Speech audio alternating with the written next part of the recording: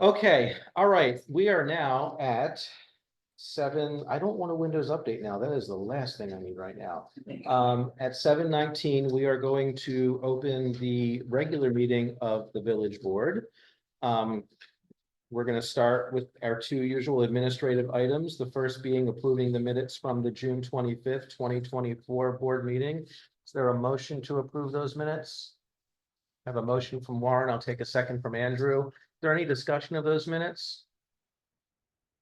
Right, all in favor of approving? 1, 2, 3. Call letter 4. Opposed? None. I'm abstaining because I wasn't here. I wasn't even in the country, so I'm blissfully ignorant. No, actually, I got it. Okay, next up is approval of the agenda for tonight's board meeting. Is there a motion to approve tonight's agenda? I have a motion from Andrew. I have a second from Warren. Is there any discussion of tonight's agenda? Okay, all in favor of approving tonight's agenda? 1, 2, 3, 4, 5, 0, 0, and we are underway. Okay, first up, we have resident remarks. Any Oakland Mills resident wishing to make remarks can sign up or raise your hand on Zoom, and you will have 3 minutes. And I'm going to go get the sign up sheet because I don't sign. No.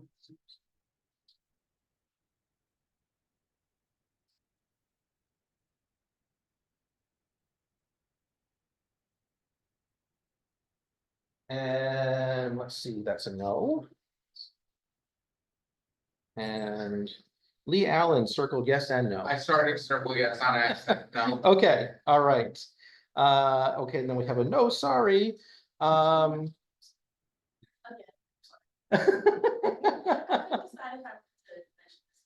It's nice to see you all again. Hi, Melissa.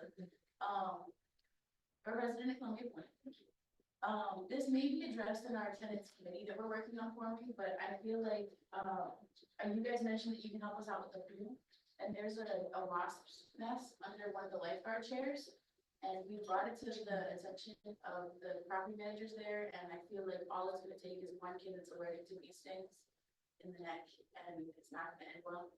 So if you guys could help us out with that, I don't know if that's in your power, but I just wanted to bring that to attention.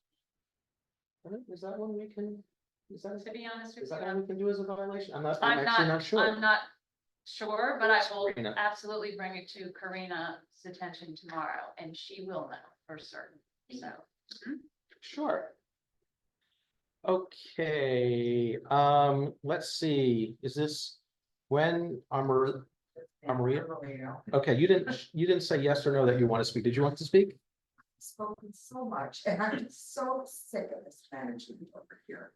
You cannot say a word to them. It's just like, and they don't reply to emails, nothing. They don't even answer the telephones. We had a maintenance guy in the front office yesterday. Because everybody's left. That's what. It's so bad. Would you say everybody something left? All the staff left. So they have to have a maintenance person there because everybody is. I told the whole Korean. That's who's staffing. Do not sign up. Do not sign up. Why? Because everything will break and they don't care about it. They left.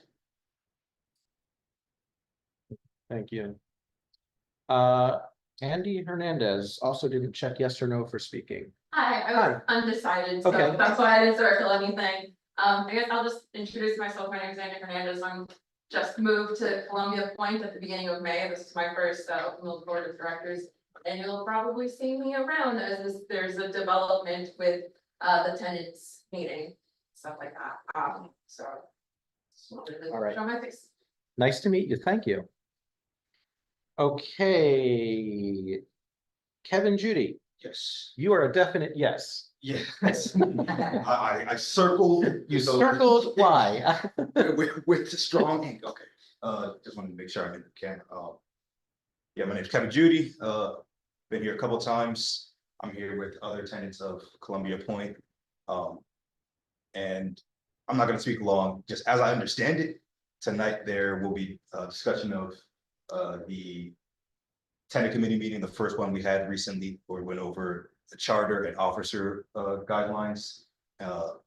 And if there's a vote on that, I encourage, that to be voted, yes on. We had unanimous support from everybody who attended that meeting. There's like, I think like 40-ish people at that meeting, all from Columbia Point, and they all were in agreement on that. There are rules for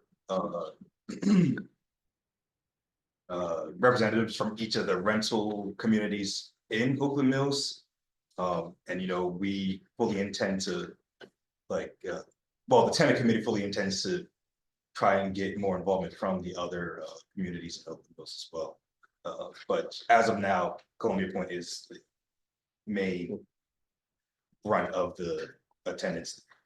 So again, if there is a vote, I say vote in favor of the charter. Thanks.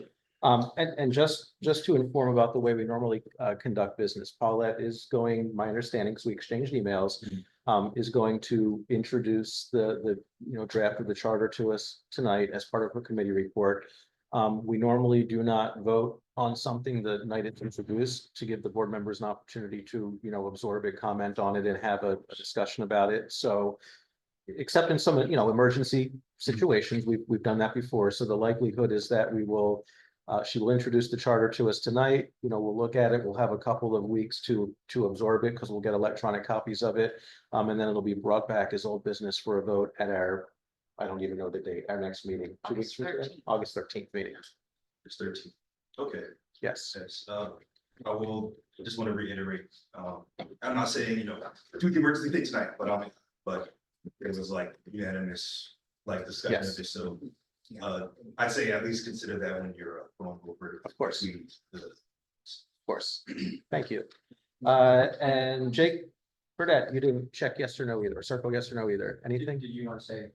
Oh, I just wanted to emphasize that, it being unanimous, I want to bring to the table that there were, comments and amendments made during the discussion. So this wasn't just a document that was read out loud and said, yes, okay, this is good. That everybody, people had comments and wanted to make sure that it really represented what us at Columbia Point deem appropriate as the next items.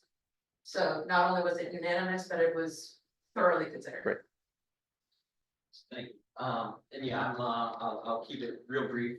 Jake Burdette, been at the last few village board meetings. First, I want to thank the village board for being a very, sympathetic voice to what the tenants in Columbia have been going through. And so thank you all for making it a priority to make sure that that tenant committee got established, so that we have a platform to, keep the ball moving on these important issues. And so, I just want to say, thank you for that support. I hope we can continue to count on your support. And I think, really what that looks like is, treating some of these things as emergencies. I think that they are emergencies, and, if we're not the ones living through it on a day-to-day basis, I think it's easy to not look at it as like super pressing. I think that's where the urgency comes from, is, if I didn't have AC in the seat, I would probably be, treating it that urgently as well. And so whether you can vote on it, tonight as an emergency, or, put it off for next month on August 13th, I really do hope that,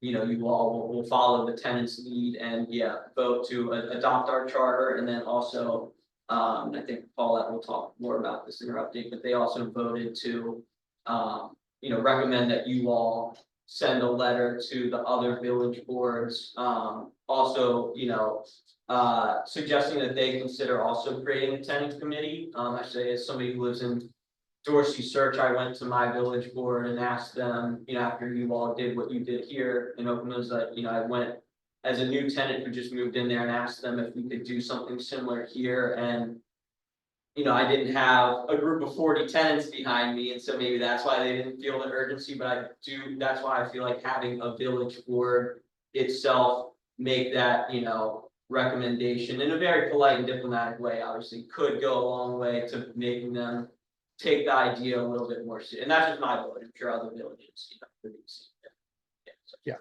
Thank you.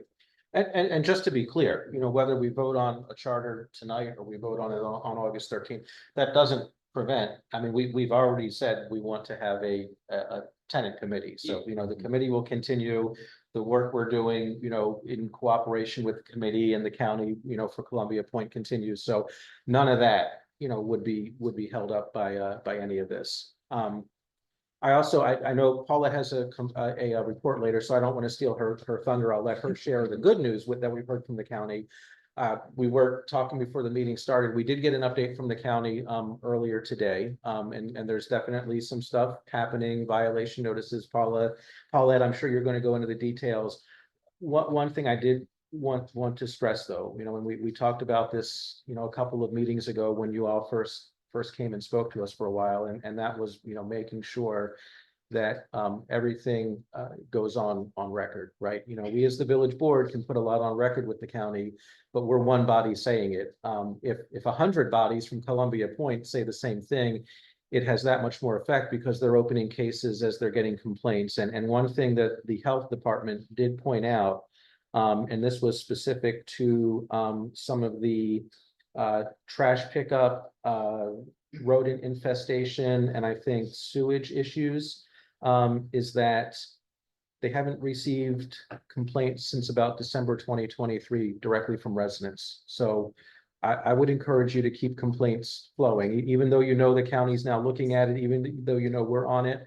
They're kind of complaint driven, and they kind of go by the volume of complaints. So don't assume because it's gotten out there and someone from the county was here writing things down that they kind of tallied it up. Basically, when in doubt, shout it out. If you see something, file the complaint with the health department or the Department of Inspections, licensing and permit. So that's kind of a little bit of the, I don't even think it's bad news, just that, hey, we still have work to do news, and I'll let Paulette give the good news about what the county has said so far. All right, I think that concludes resident remarks unless we had anyone online making remarks. I'm gonna think that's no. Okay, all right. We have no new business tonight. We do have old business, and that is a vote on the 2024 revised architecture guidelines final draft. And for those who don't know or who are new to this, every 5 years or so, depending on whether there's a global pandemic and stuff, we do revise our architecture guidelines, which are the guidelines we follow when enforcing the covenants that are available online. So we went through that process last year. The board last year did vote to approve those for submission to the Columbia Association. The Columbia Association's architecture and legal people look at them and send back some suggested edits, based on their feedback. To be clear, these are our covenants here in Oakland Mills Community Association, but the Columbia Association is actually who ultimately can take cases to court in cases of covenant violations. So they have a vested interest in ensuring that our guidelines align well with the covenants, and they're not seeing any issues. So after our board last year voted to send those up to CA sent them back with a few suggested edits, nothing major or earth shattering. No. Dotting I's, crossing T's, cleaning up that sort of stuff.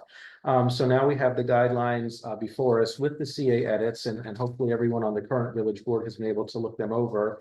And what we ultimately need is a final vote on those guidelines, so that we can adopt them as our guidelines for about the next 5 years, publish them to our website, and make them available to our residents.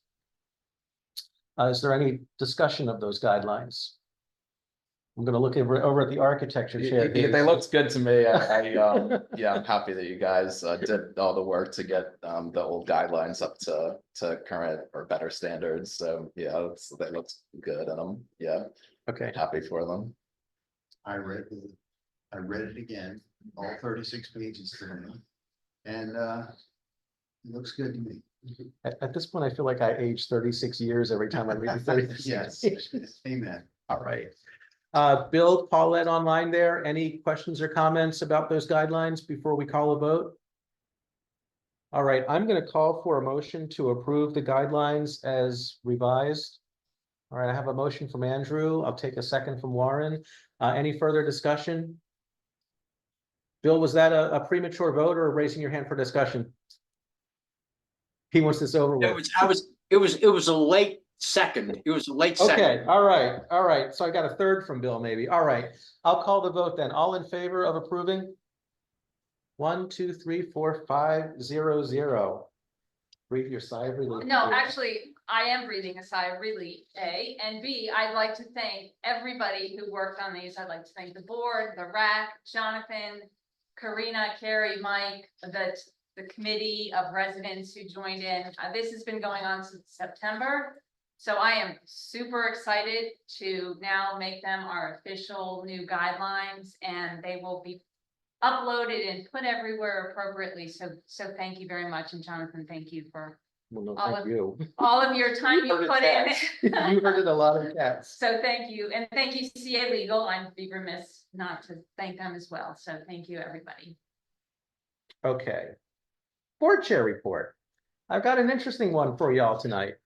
So while I was out of the country, some email traffic started among the board chairs about the new management contract with CA. So for those who aren't familiar with how this works, Oakland Mills Community Association doesn't own this building, CA does. We manage it on their behalf under a contract. That contract also includes formula, well, no, it actually doesn't include the formula. There's a separate formula that discusses how much of a property assessment share comes to us and what our facility credit is for managing this facility, as well as the 3 neighborhood centers, Thunder Hill, Talbot Springs, Stevens Forest. That was actually up for renewal last year. Most of the village boards voted to extend for a year because of the change in leadership at CA.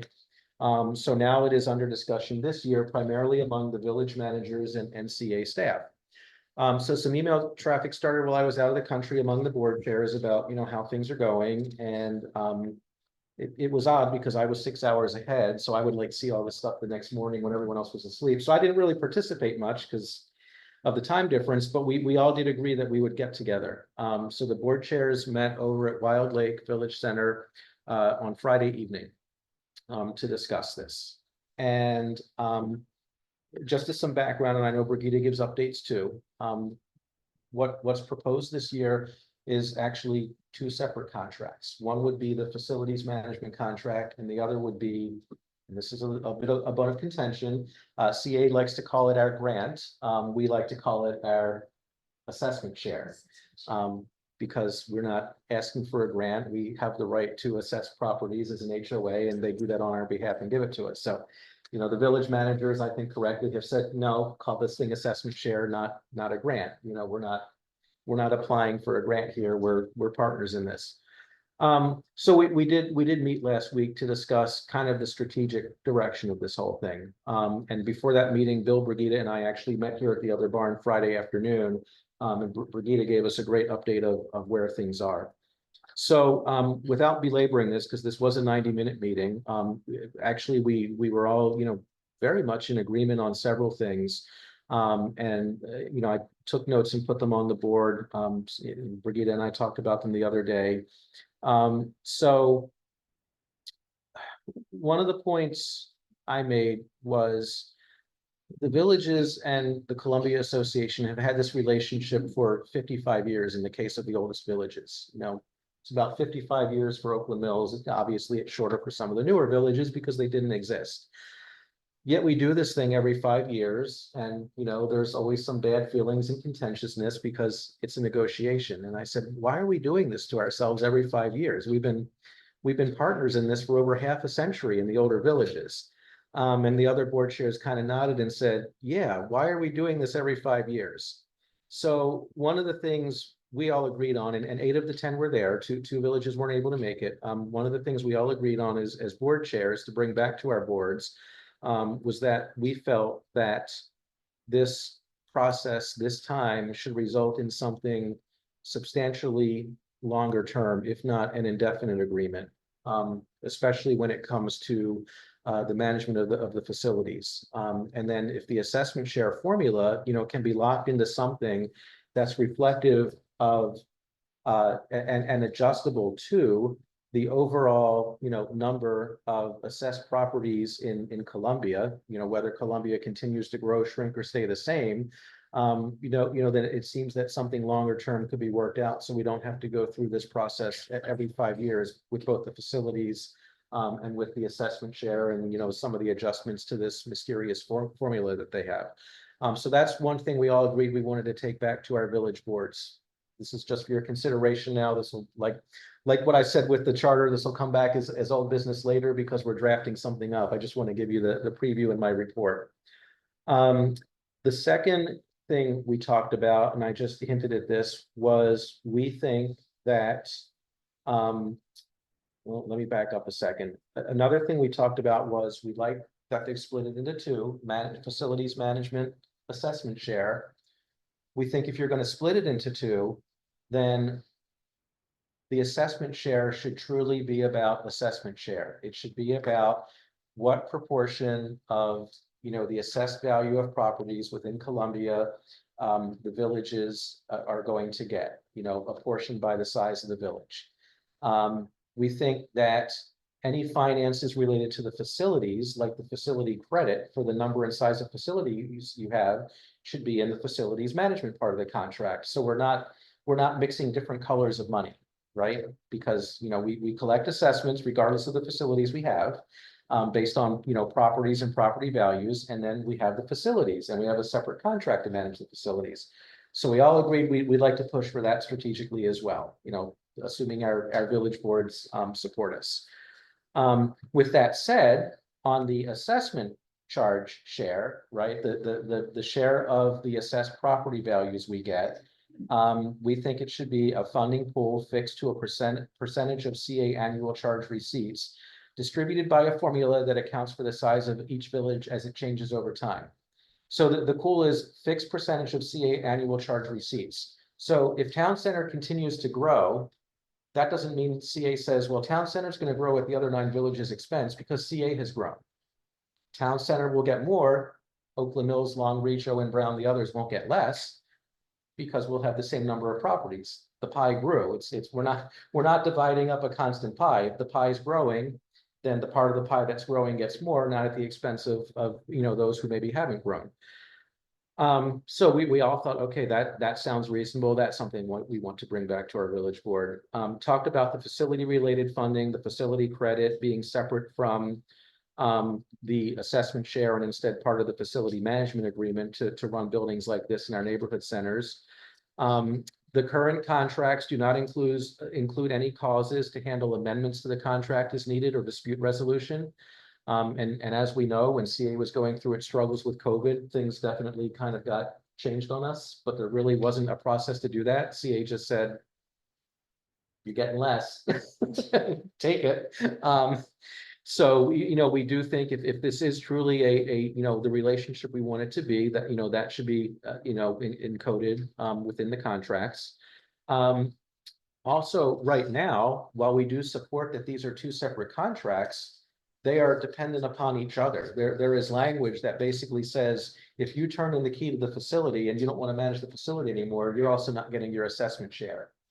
And we think that these should be independent. If CA is contracting with us to run the facility and giving us facility credit to do that, again, that should be its own thing and that should be independent of the assessment share, because as an HOA, if CA weren't collecting on our behalf, we could, like many other HOAs, we could go out and collect on our own, but we have this, interesting financial relationship, and somehow, somewhere along the line, the facilities and the assessment share all kind of got mixed together. And like I said, we like that they've taken the step of separating. We want them further separated so that if by some chance, well, it's unlikely to happen, some village says, here's the key to the facility, we don't want to run this thing anymore, we don't even need it for our village board meetings. They're also not walking away from, literally thousands and thousands of dollars of assessment share from their residents, because the only members of CA are the 10 CA board members. Everyone else in Columbia is a member of their village association. So that assessment share really should be supporting the villages independent of what happens with these facilities. So those are the main things that we discussed. Like I said, 8 of us were there and we all walked away saying, yeah, we feel good about this. You know, we'll bring this back to our village boards and our village managers for their consideration. We also agreed that we would draft a letter that could potentially be signed by all 10 of the villages if we all agreed to what's in there. And, you know, right now there is a very, very, very rough draft of that letter out there that we're all working on in a Google Drive. I mean, it's so rough that it basically just says what I told you. I literally took a picture of the bullets on our, you know, whiteboard, and then Nina from Long Reach, you know, typed them down. So that's something that I hope to be able to bring, you know, back to you or send to you even before the meeting on the 13th. Or if not, you know, introduce to you on the 13th for some discussion there, and then maybe in a vote on the 27th. So this isn't even a like this meeting, next meeting thing. Most likely, it's probably this meeting, I'm introducing it to you. Next meeting, I might have a draft letter. Following meeting, we might have something to vote on that we can send to CA. One thing, see your timing makes that I used more than my 10 minutes, didn't I? One concern that was raised in the meeting by one village board chair was, oh my gosh, are we like basically disrespecting and throwing out all the village managers have been working on? And we all said, no, we're not. We, as the board chairs, strongly believe that we should 100% back the village managers, trust them with all the details within the contract while we try to set a larger strategic direction so that they don't have to go through this every 5 years. So we are not trying to undo what they've been working on. We actually went in with a lot of feedback from them. I had 2 pages of notes from Regita that I went in with that actually formed the basis for the ideas I was sharing, some of which I shared in the meeting with you and Bill Friday.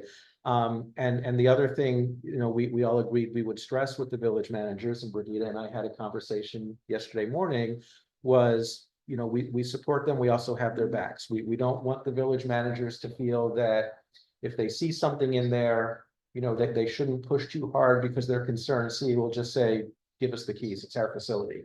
You know, the likelihood of that happening is slim because quite frankly, they don't have anyone else to run all these facilities. So, you know, that would not make very good business sense.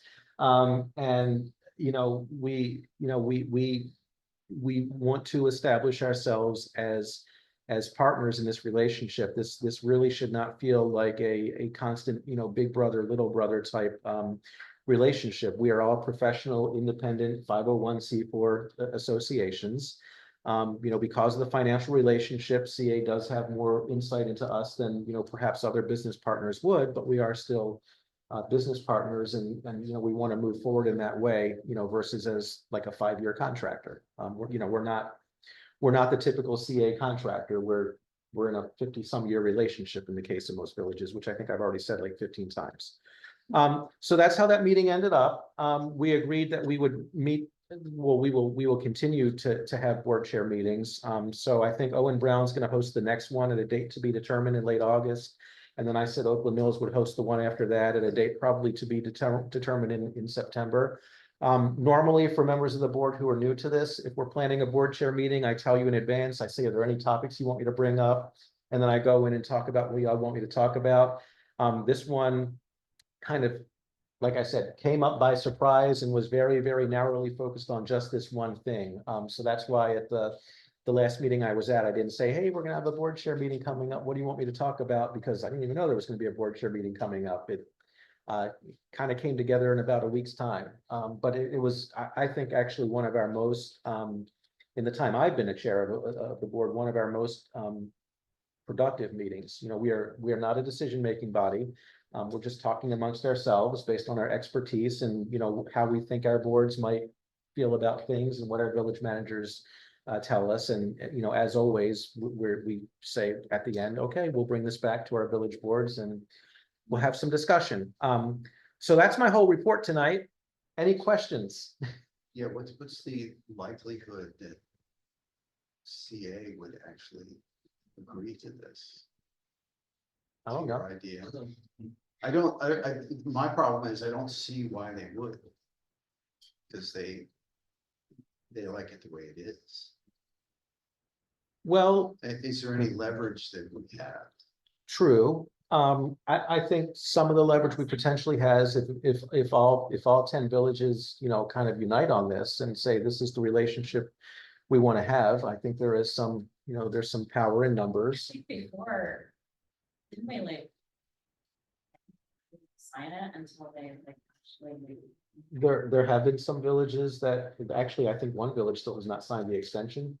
Yeah. And they didn't get kicked out, so, so, one, you know, one of the things we've talked about is exactly that, like, you know, we worry about, well, what if CA doesn't like this, what if CA doesn't like this, well, you know, we, for lack of a better term, we hold some power in the relationship too, we know these facilities better than anyone, like I said.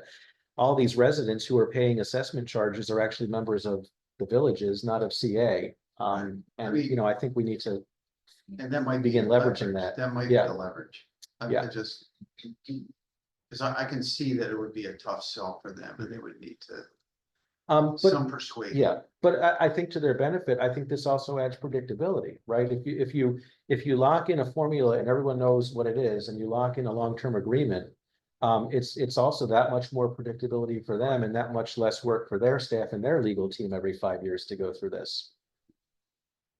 So I think there's some benefits on both sides. And the other thing, I forgot to mention this, right now, CA has some additional reporting requirements proposed in the contract. And we all agreed that we want to know the why, you know, because we talked about some of them and like all the villages there said, did you guys cause this? We didn't cause that. Did you guys cause this? We didn't cause that. So, you know, we want to go back to CA and say, okay, you want us to do this thing now. What problem are we solving? You know, what's the why of it? You know, one example that Brigida gave me that kind of fired me up is for some reason CA, you know, not only wants to know what our donations line item is, but exactly who we're making all of our donations to. We're an independent 501c4. We can make our donations to any 501c3 we want to. You know, do they need to know more than it's on our 990?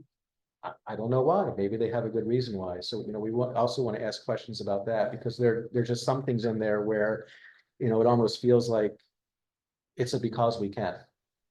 You know, if you come back with a good rationale and, you know, we can negotiate, just say, we want all this stuff from you.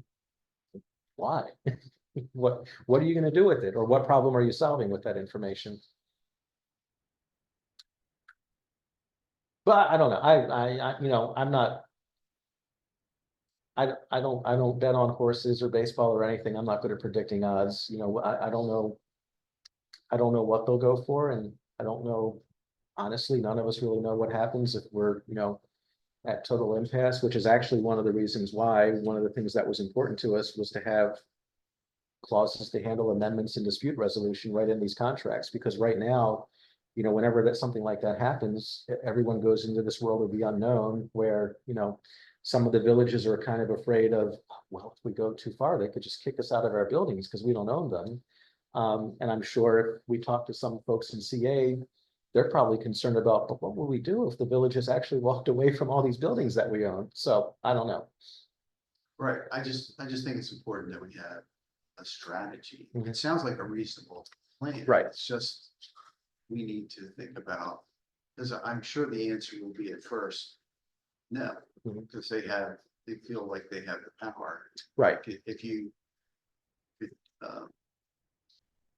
And remind them yeah. of our power and the advantages, like you just said, I think that's a good way to go. And if all 10 villages agree to send this, you know, to CA, it's obviously not going to be written as a list of demands. It's going to be, hey, we want to reevaluate and, excuse me, take a more strategic approach to our relationship, you know, more of a true partnership. Right. Here are some things we would like to discuss with you, not here are our demands. Right. And I think with CA having a new president, with CA instituting and working on a new strategic plan, I think that all of those, you know, provide an opportunity. And so now we're being given this opportunity and we can put forth what, you know, between the board chairs and the village managers and the boards, we can put forth what we feel is fair. Sure. And then, you know, perhaps the negotiation will begin, but I do feel like through some of the things that have happened, one big one being COVID, I just feel like we kind of learned a lot and it's our responsibility to the residents to negotiate what we are trying to negotiate. And the village's proportion of overall assessment share has been trending down. So it was, at Yes. one point, it was at 8.2%, now it's in the 7s. The villages have always wanted it to be around 10. So, you know, again, that pie, right? The pie has been growing because there has been some development in Columbia. You know, we're post-COVID where things have recovered, but our assessment, the village's share of the assessment has not recovered. It's actually been shrinking over time. Is that 7 per village or 7 total for all the villages? Total pool, I forget the exact figure. The total pool is 7 point something%. It used to be 8.2. So each village gets like less than 1%. And then each village gets a piece of that. Okay. Yes. Yeah. Any other questions or comments?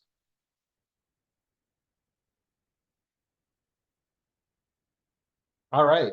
Sorry, that was a long board chair report, but it was a long meeting. It was an important meeting, and it was a good meeting. Oh, and Karen's not here anyway, so hey, now we're gonna save 10 minutes anyway. So No, we're but she gonna, will be sending a report. I guess Yeah. she just, with her other committee meetings, she wasn't able to get it out. yeah. So now we're gonna turn it over to Brigida for the village manager report. She also has a management contract update, and hers is probably more organized and coherent than mine. Well, first and foremost, one of the things that we have to do is, the accountant has put together our 990, which is due, and I had sent everybody a copy with hopes that you had a chance to review. Because I do need to take a vote, on it, sign it, and turn it in back to the accountant so she can submit our taxes. Once they are submitted, they are also available on our website as per, the requirements. So, like I said, I hope everybody had an opportunity to review, and, if you have any questions, I have gone through them. And all of the numbers are given obviously directly, and of course, our accountant is who puts together our quarterly financials and our budget, so she's very familiar with all of the numbers as well.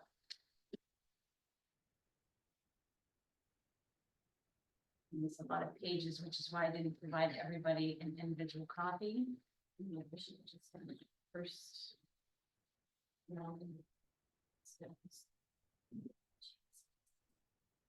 I did 22 pages. Hey, how come my compensation is 0 and Bill's is 300,000? I'm kidding. I'm kidding. It's all 0. It's all 0. So are there any questions? I didn't have any questions when I looked. Did anyone have any questions? No. All right, is there a motion to approve the 990 as submitted to the board? Motion from Andrew, second from Warren. Any questions or discussion? All in favor of approving? 500. Okay, and my next item then is, well, I can go, into the management contract update first. I'll do it in a little bit of different order. So mine is more, the village managers and myself have met with, the team from CA. Well, during my vacation, so a couple of weeks ago, and I didn't want to miss the meeting, so of course I attended, and we gave them the village managers gave them our very first draft of edits that we had put together. And technically, all of our edits, our red line edits, do not need to be submitted to them according to the timeline that we worked with them on until September 15th. But we felt, as village managers, we felt it was better to perhaps get the facility management agreement settled, and then we would work on the assessment share agreement. So we submitted our edits for the facility management agreement. They have not, and most likely will not be providing us any feedback until we submit all comments, which technically isn't really our preferable way of doing it, but that is how they have set it forth. We have met again, following that to provide additional edits, have more conversation, as well as start going over the share assessment agreement. And I will tell you that all of the village managers, we've all gone through it. We all have kind of like a running Google Doc drive,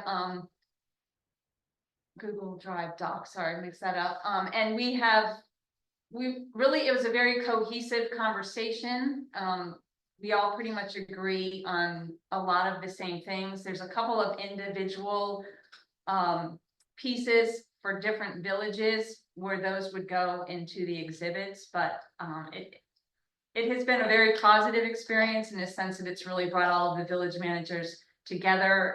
We all bring different levels of having been a part of the villages, and B, having been in the position. So with all of that combined, it's really actually been a very good experience.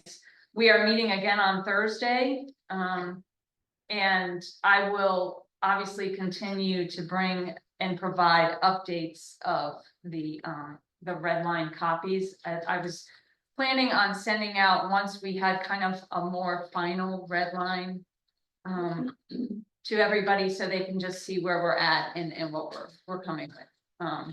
So that's kind of where we're at with the management contract. If you ever have any questions or ever want to know like more specifics of what we're talking about, I'm happy to let you know. It's a lot of hours, but very productive hours. And then lastly, the operations update, everybody has a copy. Just so you know, we are having a pool party on August 5th. It is sold out. All of our tickets are gone, so there are no more tickets available. Any members of the board, if you missed out and want to attend, you have an invitation, but you'll probably be asked to help. Yes, we can always use volunteers. Because Amy would like some help, so just let her know. Amy has been very busy. She's put together the entire lineup for Lively Arts. She's put together the entertainment for the festival. And also she has put together the festival website that is ready for viewing. And vendor packets became available today. So if you know anybody who is a craftsperson or would like to participate in the festival, certainly send them to Amy and she will take it from there. We are adding a new fun feature that Amy and I came up with this year. We had a couple of younger children who wanted to have craft tables. So we have made a limited number, but an offer that if children, if they make bracelets or whatever, they can, we're gonna have a special area for children's crafters. Of course, we're gonna be working with their parents, but they'll be the ones who will be making the crafts. And it's free unless they want to borrow. Unless they want us to provide a table. Unless they want us to provide a table, then it's just a minimal fee for a table. So that's an exciting new feature that we And added. it's for 16 and under. Yes. Yes. And then Jazz in the Mills, our very own Lavinia Nesmith is performing on September 8th, and tickets are on sale here at the other barn and online. A very exciting thing, our kitchen bathroom was renovated, which is very exciting. Got a new sink, toilet, and trap, and it's being painted, and there's gonna be a new vanity, which, Oh, thank you. I know, it doesn't sound very exciting to all of you, but it's pretty exciting.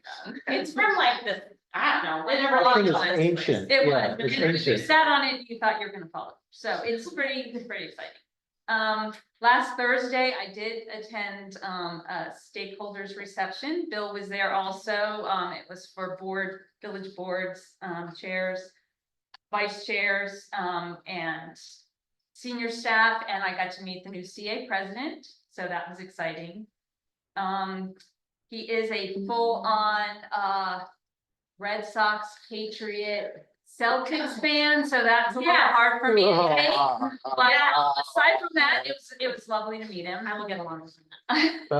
And just a couple of volunteer things that we have on the table next Tuesday.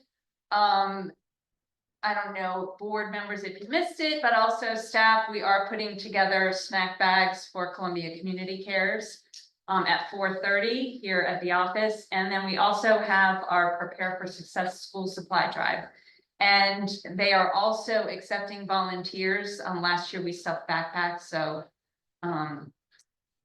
we just got a link to the sign up today that I'm sure Ashley will be forwarding. So Is that the thing we did in town center? Yeah, right? We yes, did it in town oh, center is it last in year. town? In that building that was like under construction Yeah. all around us, yeah. Yeah. Okay. Same thing. So I think that's everything unless somebody has any questions. So the, what was first termed as the grant agreement, that is now the share assessment agreement? So CA has proposed it as the CA grant agreement, but the village managers and the village board chairs believe it should be titled the facility assessment share. Excuse me, the assessment share agreement. Sorry, my brain's getting all confused. Yeah. So that's our proposed change That is of the what it, proposed, okay, it yeah. hasn't changed yet. it has not, no. I just want to make sure it was still the grants. Agreement. Okay, thank you. Any questions for Brigida? All I can say is go Red Sox and take the Patriots with you. All right, where'd the agenda go? Beautiful. I got it. I got too many papers here. Okay, next we have committee reports.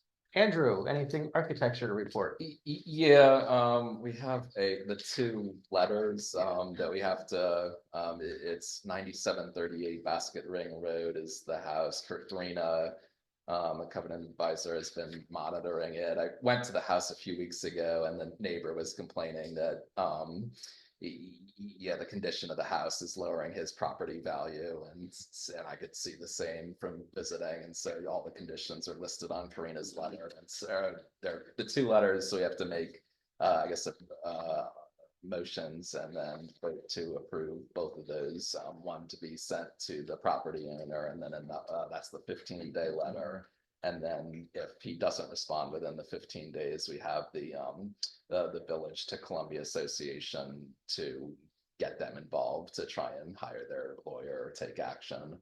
I'll make a motion to first for the 15-day letter to vote to send that to the property owner. I'll second. All in favor? 5 opposed, 500 to approve that, and then I'll make a motion to send the letter to CA if the property owner doesn't respond within the 15 days. I'll second. All in favor? 500.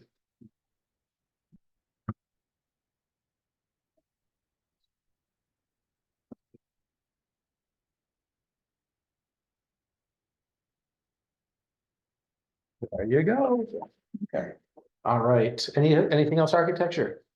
No, let's All right, Warren, public space? Public space. Four things. I sent out this article before, about it's become an effective way to limit traffic is to actually pave streets. I don't know if you remember me sending that out. So we're looking at possibly doing that somewhere on Stevens Forest and see if we can limit traffic. So we're gonna try to look at an idea and just try it somewhere, we'll have to, we'll see, we'll come up with a plan and see if we can talk to the county into letting us do it, so, or maybe we'll just do a guerrilla thing, I don't know. But It's gonna be a 3D image of you in your bright orange shirt, isn't it? it is, yeah. Awesome. The other one is, for the 4th of July, we had the bike corral, we had 75 bikes, which was great. A bike corral is free parking for bicycles, and it's monitored so people can watch it. And the other thing we did at that one is we had an e-bike, so anyone that used it, we raffled off an e-bike. The e-bikes are like a $2,000 item, so it was We pretty used to have cool. a bunch of them. What's that? We used to have a bunch of them over there. So anyway, Joe Howard won that, so that happened. He has an e-bike now, so that's pretty exciting. So everything went well. Even though it was really hot and looked like it was gonna rain, still we had 75 people come and park their bikes there. So that's cool. The other thing is we're wondering about bland air north of 175. That's a big concern for me. That's in the Thunder Hill area. And I finally got a hold of Scott Monroe. He's one of the planners for that. And he said it's been so long since there was public discussion about the plans. They'll have to redo that. And he said, nothing's gonna happen until the overpass is done. So he said, I have to find out from highways where that is. So Doesn't want the me to state look? have to do the overpass? Cause that's over a state highway or no? he seemed to think it was county highway, so I don't know. I think maybe it is. I'm sure he had no idea though. He said, if you find out what it is, when it is, let me know. So I'm like, oh, okay, that's great. Oh. So, In other words, it's a long way off. yeah, no, I think it is a very. One thing I did hear is Bob Marietta's wife got a notice of something about the land there north is somehow moving forward, but if I talk to one of the planners and he knows nothing about it, I seem to think that's unlikely, unless it's something to do with the overpass, so.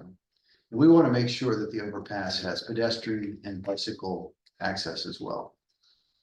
But the one thing he did say, Scott Monroe, he said that there will be no field lights. So there might be fields, but they'll just be like beer league softball fields, so it's not gonna have the lights like we have on the south side of 175. People are, up all night is the lights. What's the other one? Oh, and Mike, who's on our committee, he is getting invaded with Japanese stilt grass, and it's coming from the Stevens Forest Elementary School pond around there. And he's put in a Telhoco to see if they'll do something about it, sort of a test to see what happens. So it's everywhere, so I don't think anything's gonna happen with that. But there's a thing called pulverize that it's supposed to get rid of Japanese stilt grass. It's available at Home Depot. I learned that. What is it, a treatment? It's like iron. Okay, It puts iron in it somehow. oh, Treats. I know, Stops it. dimension, it keeps the seeds from germinating. I don't know what other environmental harm it causes, but it keeps the stilt grass seeds from germinating. That's what Mike used, but Bob mentioned it. Mhm. This pulverize, which is an iron, it's a little safer. Okay, so look for that. So it's right with me. And we're gonna have a meeting here on August 20th instead of, that's it. And it's here. It'll be here, yeah. Will it just be in person? It'll be in person. Yeah. Okay. So I have T-Mobile is my internet connection through 5G. And it's horrible, so I am moving away from that. But So- until I do, It's interesting you say that. I don't know whether, I don't even know whether we can do anything or this falls under public space. I've complained to AT&T. in Oakland Mills, especially around the village center. And then along Stevens Forest Road and by the schools on Kilimanjaro. Signals go to die. Mhm, And yes. I don't mean the bars go away. I mean, just you go away. have bars, but there's absolutely no data passing through. And I actually filed a complaint with AT&T, thinking maybe it was them, but you have the same issue on T-Mobile. T-Mobile. Because I call this area the Oakland Mills dead zone. Like when I'm in the village center, I cannot even get a text out. T-Mobile is now putting up new towers in here too. They what? They're opening new towers. So That's I kinda haven't like- had a problem with them at all. That's Believe interesting me, you said that, because I thought it was an we watched AT&T the Tour thing. de France and you watch for 2 hours and it's spinning, it's just waiting like half the time, so. Where is this? So I said, leaking that's from? it, Every we're time. done. Up on the white button. It's like airplane, I have a drinking You need a problem. I little don't know. towel? I've got one for you. And that's all I have. Sorry, I'm just spilling water all over myself. It's while you're okay. talking. Been one of those Your days. shirt and Not getting- spill it on getting your our desk. shirt wet. My special art shirt. I have some curious queries. This may not fall under public space. I know that storm dropped the tree on Open Mill sign. It's just gone now. Yeah. Is that CA types? And That's it's CA. been reported and they're working on it. Oh, so it Yeah, was a it's tree. open I thought a space. car crashed. through No, that it's, intersection. it was Okay. a tree during the storm. They Okay. removed the sign, but of course the signs they have to create, so, but it is. Immediate, Amy brought it to my attention, put in a work order, so. It has been taken care of. So if you ever see anything in, public space, but open space, which is CA property, you can just send an email to, openspace@columbiaassociation.org. I think it's a word. Yeah. It is. Mhm. Thanks. And And they're Bill is very- our open space committee chairperson, Bill. The hard part is figuring out what's open space and what's public space. Yes. Amen. Once you figure that out, then you know where to go. And you can always send it to me and normally in the office, someone in the office knows exactly what it is. Good. Especially between the covenant team, so. And if it's on public space, then just do tell Hoco or C-click fix. Okay. And they're both pretty effective. Yeah. If it's easy, like a tree.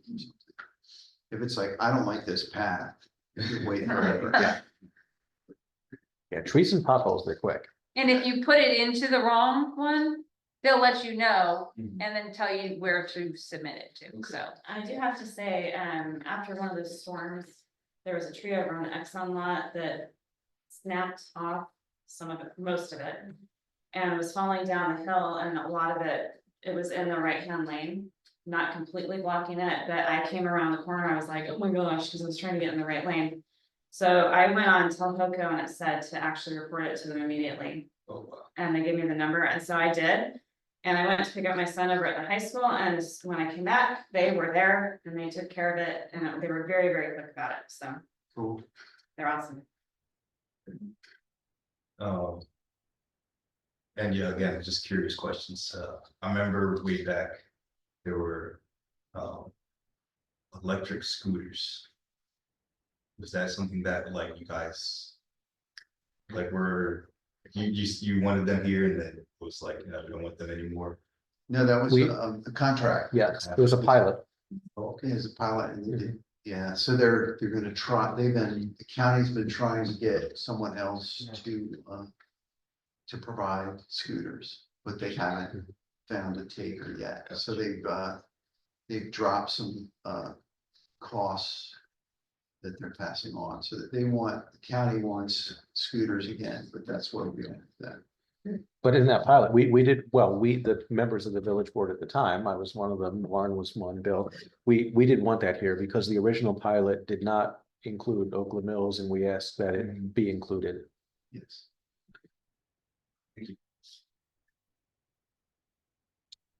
All right.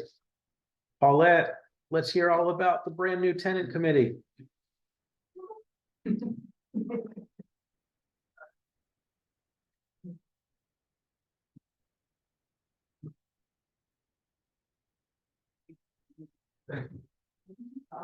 Well, you muted. I'm Yeah. sorry, it was my mouse. I couldn't make it. Oh, it wouldn't work right. I'm sorry. Hello. Okay, hi, everybody. Hello. Okay, so first of all, how is everybody doing? Good. Okay, good. All right, so for our first tenants committee meeting, we had over 40 people that came to support.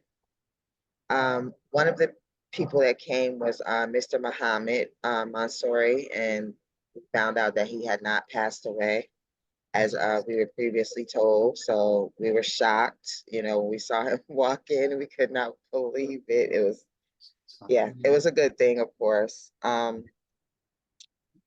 I'm having trouble with my mouse. But he's still in Columbia Point dealing with the terrible conditions, of course. We decided that we wanted to have representation for all four Oakland Mills apartment complexes to start off with. And eventually we would branch off to all renters, but we were going to start with the four Columbia Point, Autumn Crest, Forest Ridge, and the Verona. And we started off focusing on Autumn Crest, trying to start a tenants committee there or tenants association there. But when we found out about the conditions of Columbia Point, we decided to focus on Columbia Point first. Columbia Point tenants have been very busy going out getting signatures. They may already have enough signatures to start their own tenants association right now. Once we do form that tenants association, we plan to move on to Autumn Crest and the Verona and Forest Ridge. We also suggested that the Oakland Mills Village Board send a letter of suggestion to the other village boards about us starting a tenants committee. And we talked to them about the church offer again, and no one opted in. So I guess everybody's okay.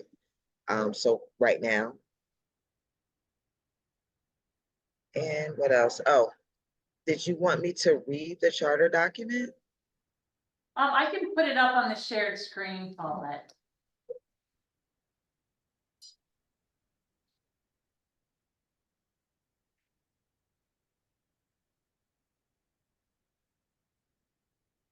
Oh, good. Okay. Okay, so did you want me to read it? Can't see it. I can't read. Is it in our packet? No, no. Okay, I didn't think I saw it. Okay. We can, it's not. Sorry, I can't hardly hear you guys. I can see. We're just trying to zoom it so we can see it better in the room here. Or, let's see if that. Unless.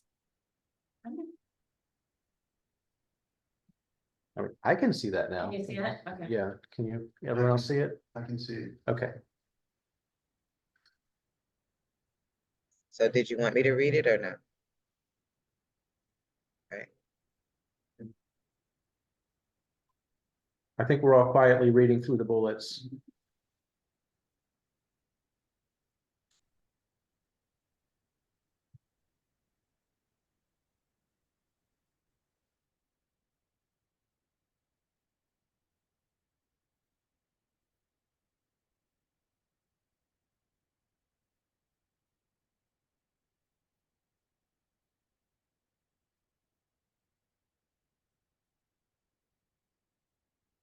What are the accessible? You say those are the CA pools, and what are other amenities? Sorry. What? Sorry, where are you seeing that at? Which line?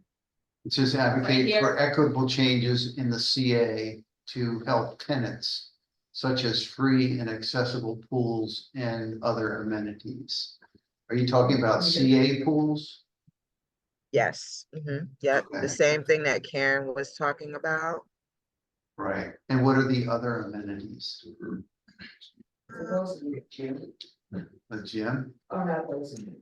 Sorry. Well, that, yeah, that's, yeah, To be clear, that one was, that bullet specifically was put in really. Out of respect for, this push that Karen Emery has been making, and I think, Paulette. Also has, agreed with when Karen advocates for that, so in terms of what other amenities are, that might actually be a better question for Karen, or maybe, I'm sure you've all heard Karen make this, so does she usually just focus on pools, or is she usually? she's been focused on why doesn't CA make the pools free to everyone like Reston does, yeah. Right. So yeah, maybe other amenities was just, we put it in there just in case other things were included, but it was mostly pools that was, the. uh, the main target.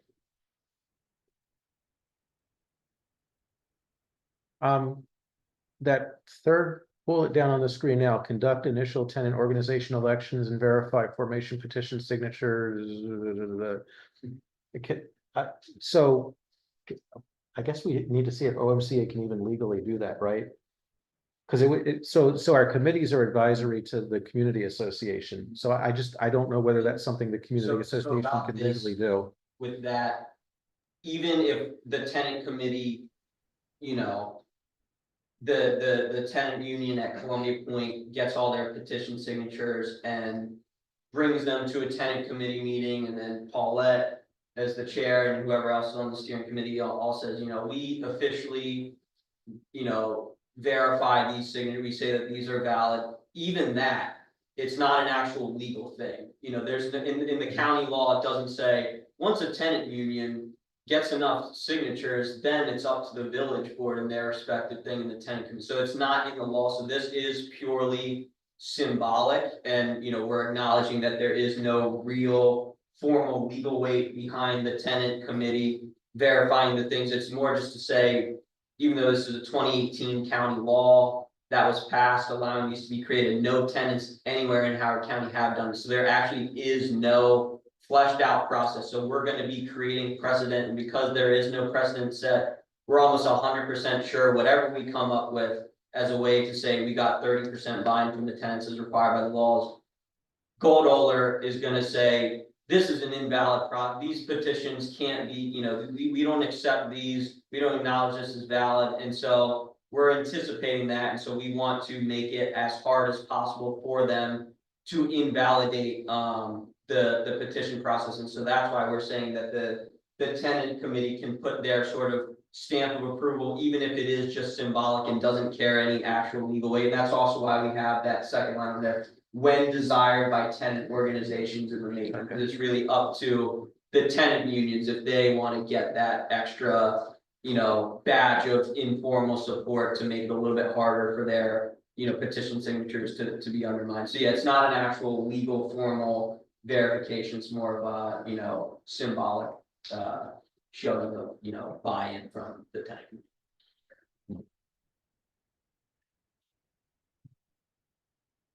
community.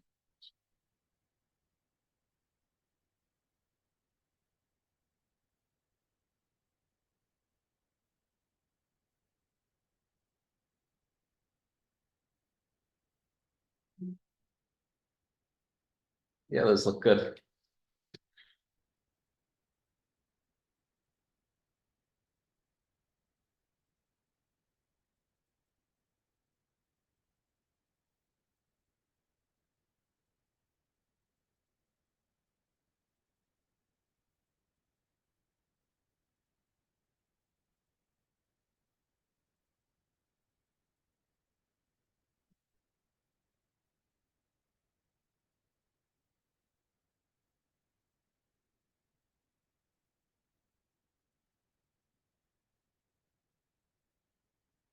There more under that last bullet.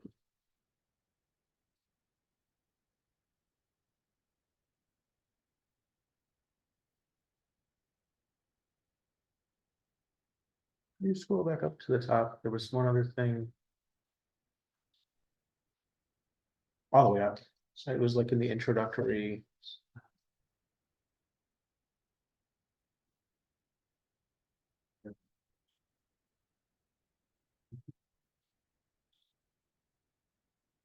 So my suggestion that first bullet where it says serve as a liaison between the village board and the tenants of Oakland Mills. I mean, obviously tenants of Oakland Mills can also, as you've done, come and speak directly to the village board. So I just want to say that.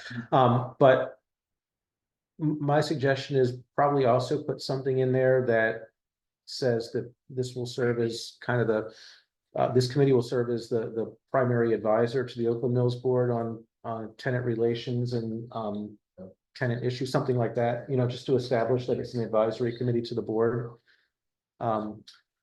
Because what often happens with our other committees, like housing, education, public space, if there's something where, the committee wants, basically the community is represented by the village board to take a position, they come in and advise, the village board, we think you should formally take this position with a vote, and then of course the village board can, take that advice and do what they want, but most of the time we do adopt the advice of our committees. So I would work in somewhere in here that it's advisory to the board so that, that basically it's baked into the charter that the committee can come to the village board and say, we'd really like you to, we really advise you to take this position. Do you think it would make most sense to maybe put it not even in the bullet points, but like up in that top where to add that in there? Yeah, I think so. I mean, I think that's why I said, no, maybe this should be in the introductory language. Yeah, Yeah, okay. yeah. And so yeah, we can make these edits before the August 13th meeting. I mean, that's just my suggestion is what, what I'd like to see just to, and basically ensure the future continuity of the committee when, people in this room move on.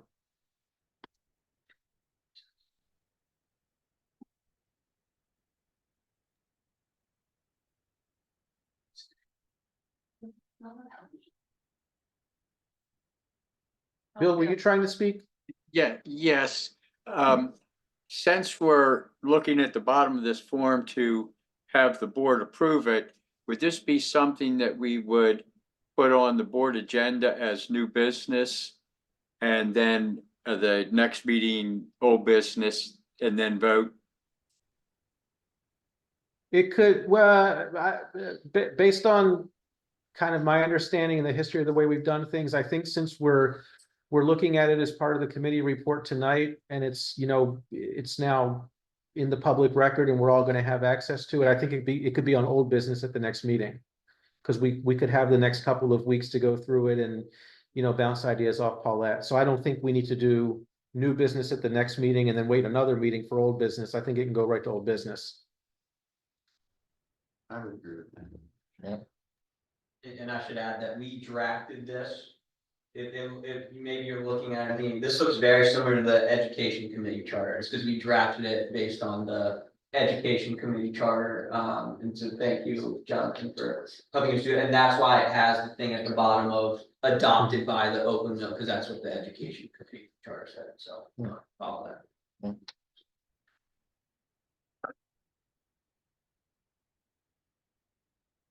And we'll get a copy of the draft. Yes. Okay, great.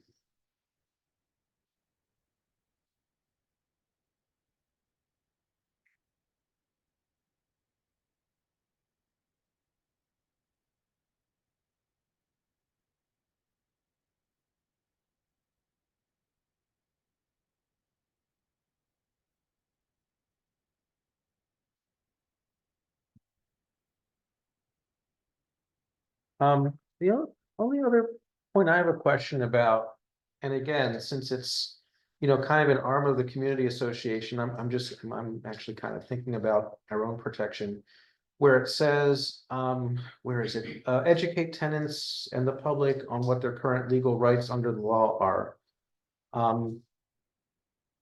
I guess will we in the committee have the legal knowledge to be able to do that versus maybe pointing people in the direction, the right direction to talk to the experts about what their rights are? I'm not sure. The last thing I would want, for example, is, for someone to inadvertently give incorrect legal advice and then, well, it came from OMCA, they're liable. I think it's more of like, like the email I got from Vicky. where we're pointing them to health department and things like that, like nothing like really outside of that, like, pointing them to the right places to get things done. But I Okay. don't think we can really give like legal advice. Yeah, and You should try- that's, okay, so what you're saying, Paulette, aligns more with what I think we should probably be doing. I just wouldn't want that to be misread as we're gonna give legal advice. Yeah, it should be somehow softened to say, basically you're pointing, you're telling them where they can seek legal counsel or ways to get that advice, not to Which is provide. okay, the liaison part, okay. I provide Right. resources to, provide resources to understand. Yeah, I would recommend, I think you all, Regina might be able to, we have this on a Google Doc, and so Regina might be able to give you all the access to that Google Doc, and I'd recommend, suggesting like rewrites on that. Sure. Because I Okay. love your. Yeah. This is really good.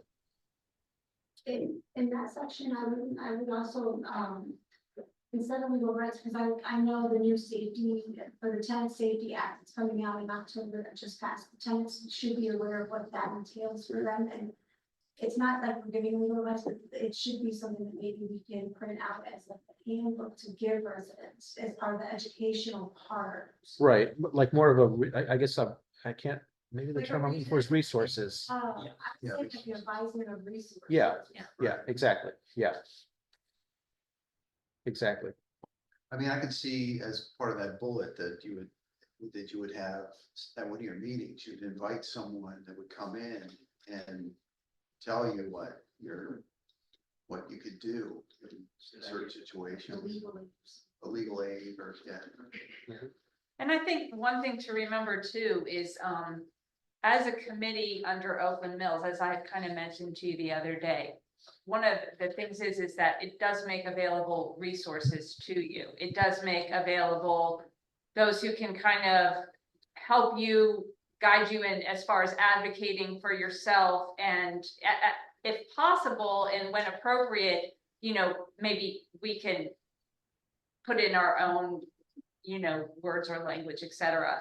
But the biggest thing I think with, and from what I've seen with all the committees is, if there's an issue, like you obviously have an issue, one of the things is it is brought to the board's attention. And then if there is a letter that we think might help that can be written or something of that nature, or just keeping us abreast of what was going on. That's the biggest thing, because you're a part of our community and we want to know, particularly, we want to know if things are great too, but we also want to know if there's something going on. So I think that's the biggest role in when the committees are created is for us to be a resource and to be a liaison to, and also for you to help us to know what's going on in your community. Like Jonathan, as the education chair, knows so much that's going on in the schools with the Board of Education, so he's always reporting back a lot of what we don't put out opinions and advocate as we can.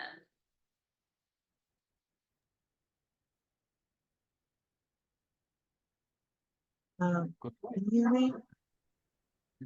yes, So I did go to district court with one of the tenants.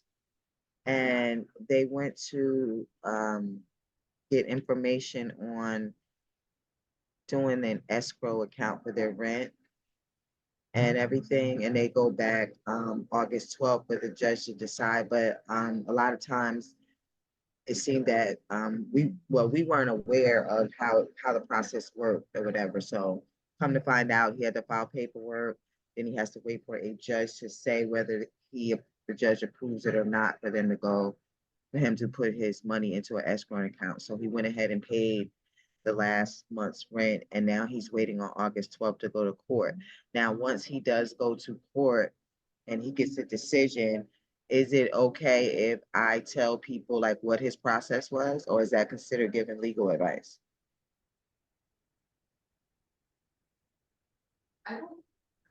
Paulette, are you an attorney? Because it's not considered legal advice if you're not an attorney, otherwise you're just talking about your own experiences. Yeah. Yeah, that sounds right. I just want to make sure that the, you know. Yeah, the I board- mean, for the associate, so. And there's Paulette, right, who knows things, and then there's Paulette, who's a board member of OMCA, so. Paulette, I guess what I've always done when in doubt, if I'm talking to someone about an issue, is I'll just clarify that, well, this is just John you're speaking to now, not the chair of OMCA. Okay. I And get that it. way, no one can come back and say, well, OMCA's position is this, or OMCA said we should do that.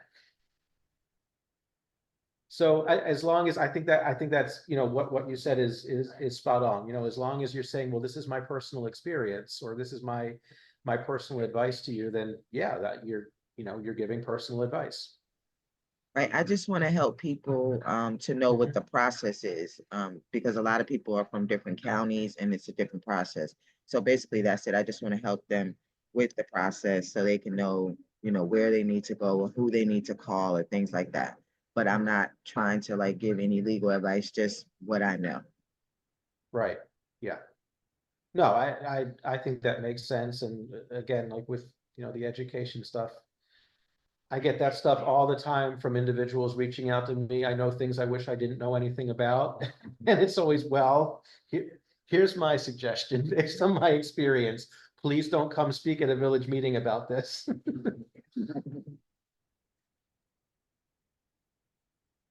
Bill? Yes, here's a thought, Paulette, maybe that organizing what you have here into a structure, not bullet points, but some numbers and letters to make it easier for people to reference it when they're looking at it. And then maybe group it by function. There's some bullet points here: help to advocate tenants' needs to the local media, to Columbia Association. A few bullets down, advocate for legislative reforms, etc. Maybe group it by function so that it makes it easier to see the 4 or 5 main things that you want to do. And it will make it clearer then with some numbering and lettering to make it easier to talk about. Those are just some ideas that I've had just looking at it briefly here. And then another section would be where you're helping tenant organizations do things, might be another grouping, just to more clearly focus what you want to do. But that's just me, okay? I'm not on the committee. That's just, my personal opinion. That's all it is. Thank you. Thank you. No, that's a good idea, Bill, because as we were talking, we had to read the whole thing Yeah. to describe which one we're talking about. So to say that's whatever, 2.1 would make more sense.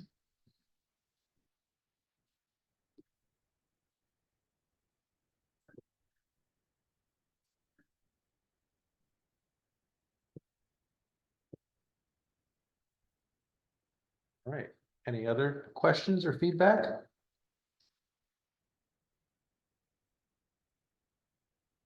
Well, this isn't, well, it's more than just a start. I mean, it's a, very fleshed out document. I mean, I think it's excellent, basically what we're suggesting are some, tweaks. So yeah, if you could, share this with all of us in the Google Drive, just so that we have some time to look at it and make comments. And I mean, Paulette, speaking personally, I can't speak for the rest of the board. I would encourage, getting this on the next agenda as old business. I feel like I would have enough time between this meeting and the next to, see what the revisions are and, offer anything else that pops into my little head. Yeah. I agree. Yeah. I think this is great. I think it's really good that the tenants, they're such a big part of our community, that you have a voice and you're taking part of this process. I think it's super, really is. I'm sorry that it had to be so painful. It's funny, I was talking to other tenants and they're saying, you know, other properties that Goldwaller owns in like Laurel, and they're great properties, they're looked after, everything, it's just ours. That's management too. Yeah. Is it anything? Yeah, is that the common part over in Laurel? No, they're not doing so well either. Yeah, they So just they're posted just their one- vacancy job as well, which was for a business manager. Having problems with money. They have other issues going on. Property management is small in that community of workers, so you hear what's going on behind the scenes. Okay. All right. Well, thank you, Paulette, and thank you to, I'm gonna go on a limb and assume everyone here is a member of the committee. Thank you to the committee. Thank you. All right. Well, we've come to that point where it's bulletin board time. You got anything for the bulletin board? I don't Amy? know, I haven't been thinking about that, I'm just gonna pass. All right, how about for Gita? I don't think so, no. Okay. I don't think I have anything tonight. Nothing for me. Nothing from you? Good. Warren? Oh, the bridge is being replaced, the one on the path close to our house, you know, Yeah. the bridge, Oh, yeah. yeah. So it's just pilings right now, so it's torn up, it's on schedule, so the end of the week will be back. I ride that every day, so it's. Yeah, I figured that affected you when I sent out that notice, yeah, They're pretty quick about those Yeah. bridge depending on replacements. weather, yeah. Well, the problem is that the lumber was not, it's a different kind of, treatment. And they're all rotting. Yeah. So poor CA has had to bite the bullet and replace 10 bridges this year. They're gonna do that for several years, you know. And these are like 3-year-old bridges, I guess it's better than arsenic leaking into the waterways though, right? I guess. All right, Bill, you have anything, bulletin board? Paulette? Well, I just wanted to talk about a little bit of the letter from Paul Thompson to the Columbia Point tenants. Oh, yeah, you could have done that in your committee report. That falls under your committee. Go ahead. Yeah, I didn't know it was I'm done. sorry. Okay, so Vicky, she emailed us a letter. It came from Paul Thompson. And Paul Thompson, it looks like works for Calvin Ball, Constituent Services and Community Partnerships. So he was basically saying that they were monitoring what's been going on, and the same thing Jonathan said, that last year they had only received 2 complaints about sewer backups and 2 different individual units, so they haven't really gotten any complaints recently since December 2023 regarding sewer backups. So I don't think I remember anybody really saying, maybe one person I thought I heard talk about a sewer backup, but it could have been more. They also said that the Department of Public Works is planning a project to replace a 12-inch sewer line in the area. So hopefully this will help improve the infrastructure serving Columbia Point. Also, the Office of Consumer Protections had actively been involved in addressing complaints related to the property management at Columbia Point, and they've issued several notices of violations and civil citations, which are progressing through the courts. It says, while some improvements have been made, such as cleaning up the dumpster area to avoid further citations, other issues like pest control, fire protection system certifications are nearing the citation stage. Also, the Department of Inspections, License, and Permits is continuing to pursue civil citation cases through the courts and monitoring compliance, issuing the NOVs, notices of violations. Progress has been made. It's slowly, but they're committed to enforcing all necessary regulations. And they encourage and urge all of the tenants to keep on reporting the issues. The complaints are vital in helping them identify and address problems promptly. So they're happy that you guys reached out, or that we reached out. and they are thanking you for your continued patience and cooperation. Yes, sir. Quick question, so the trash issue hasn't really been solved? I actually reached out to the corporate manager today, cause I have her cell phone. The dog waste trash cans have been overflowing for over a month, and she said that they would, and I was specifically told by the manager on Friday, when I asked about them, that they only cleaned the front of the property to make it appealing. Which isn't true, because those trash cans were also overflowing, and there's still just trash lined up around the dumpsters. It's 100 degrees out, it's raining out, I get out of my car 20 feet away from a dog trash can, now that they've installed 7 versus the 2 that were on the property a few months ago. And it smells like what's in the trash cans, and they're not. They emptied them, like, I guess after you all, like, the person who came here a few months ago, and it has not gotten better, so. So we- Karina, pick that up. We have been continuously monitoring and taking the appropriate steps. Yeah, Unfortunately, I know it's not going as fast as you want, trust me, I know, because I drive over there myself on a regular basis. it's just frustrating. But do know, Smells. I understand, trust me, I understand, but the process, it is happening. Okay. And I'm hoping that when it goes through the process, it will be a more permanent, where that issue won't be, sometimes it's okay, sometimes it's not, so just hopefully you will trust us to know that Oh, we yeah. all Yeah. are pursuing, and Karina is absolutely, as am I, on top of it. Yeah. But also to the point that I made at the beginning, and Paulette just, made again, remember, we're doing this through our HOA covenant enforcement authority, right?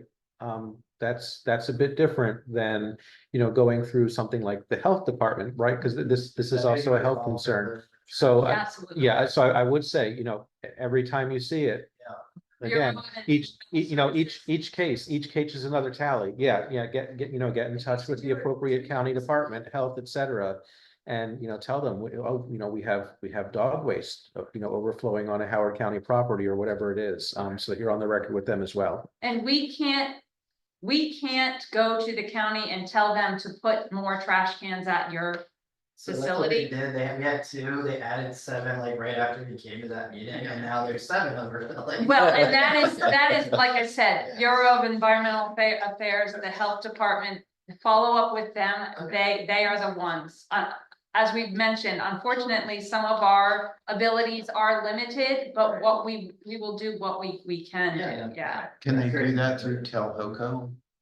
Could you take a picture and send it that way? Or does it have to go through, you have to call the health department? I would say to call the I would health call. department directly, yeah. So we have that contact information, but would you be able to provide anything to the Bureau of Environmental Services? I can, it is also, if you look up Howard County Bureau of Environmental Services, they have a line. Bill has it. Okay. Trust me, because I have called from my neighborhood, so they will follow up Oh, on yeah. it. There's a whole form you can fill out. Bill has his hand up. Oh, Bill? Yes, that on the follow-up, every time, take a picture, document it, send it to the appropriate authorities, get their email addresses, they can fill them up, okay? And then keep a log yourself of everything you've documented, photograph, date and time, keep that log. So that you can see if it is getting fixed over time or not. And then you've got the log as evidence that they're messing up, okay? It takes a lot of effort, but do that, and a good picture's worth 1,000 words.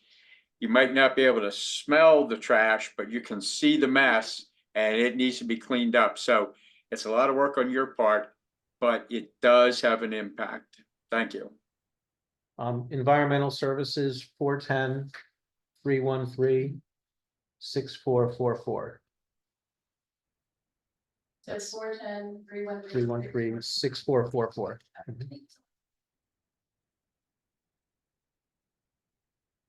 Yes. Paulette, when you said fire protection, was it the consumer which department was it? I'm asking because when I was doing door knocking earlier this week, I went to the 9th floor of the tower and I realized that there was a fire extinguisher missing from the main hallways, like there was prompt work, but there was no fire extinguishers. So I went to check more fire extinguishers within, It's- I work in the, well, besides that, I work in the industry. And I've noticed that the inspection tags on most of the fire extinguishers within the building are marked as inspected, but do not have like a name or a company that has inspected them. So it is like, I know the issue is like a falsified claim. Well, they already have a fine about that. Okay, They do, and in Howard County courts, I do believe it's still open about not providing, sprinkler reports and things like that. okay, But, so the Howard County Fire Marshal has a fire code enforcement division. okay. And their number is.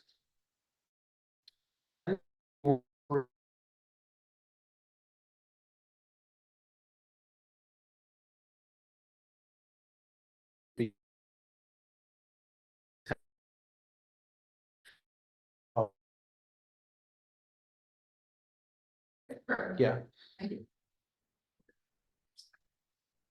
What's that? Apparently, the fire marshal has a lot of power. Yeah, Yeah, so I heard that, and I work in fire alarm and fire protection, so. yeah. I know exactly where to look to see every single violation. And then I know, you know, it's always been drilled, right? You only call 911 in a true emergency.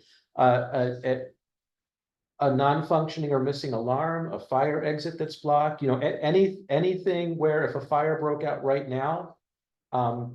You know, great harm would be caused. That is actually an emergency where you can call 911. You don't wait for the fire. If they don't have working alarms, that working fire doors, stuff like that, that actually can be a 911 call before the fire happens, because the last thing they want is to find out about that when the fire happens. Great to know, thank you. Correct me if I'm wrong, but I believe the trash overflowing by the Amazon lockers is blocking any of their ramps or anything. It is. Correct. There's no accessible route.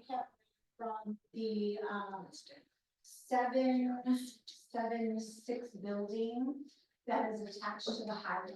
Because that is a handicap, trail from there, because they can come right out there on that first floor of the high rise of the two attachments to get out that way to the handicap.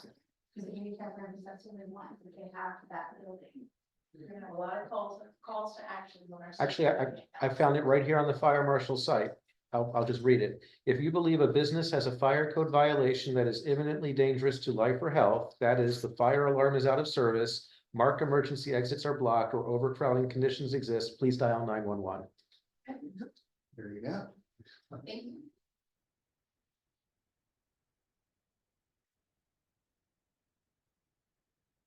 All right. Anything else, Paulette? Okay, I didn't miss anyone, did I? We are adjourned. Well done, Fulbright. Well done. Woo-hoo!